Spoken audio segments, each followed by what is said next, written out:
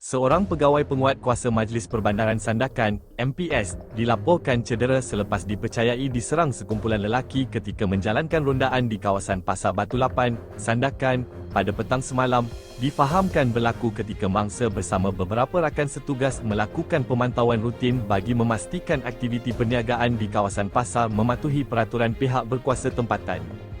Menurut maklumat awal, pegawai berusia 50 tahun itu menegur seorang lelaki yang dipercayai menjual rokok tanpa cukai secara terbuka. Teguran tersebut dipercayai mencetuskan salah faham sebelum berlaku pertengkaran mulut antara mangsa dan beberapa individu di lokasi berkenaan.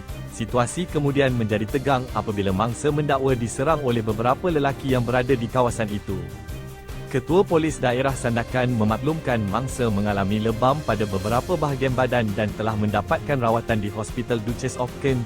Polis telah membuka kertas siasatan, menahan seorang individu dan sedang mengesan suspek lain.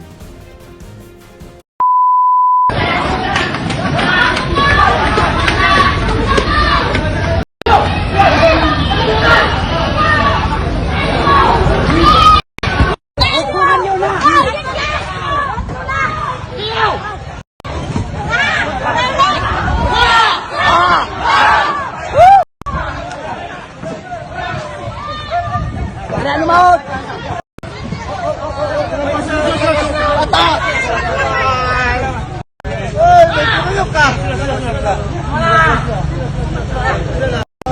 Engkau.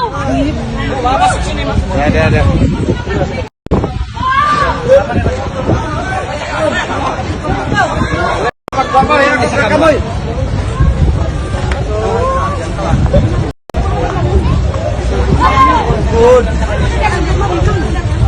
Enak ka bang lamot?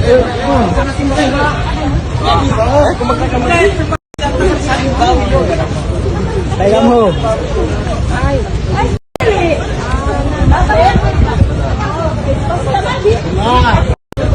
Taekwondo boy yun.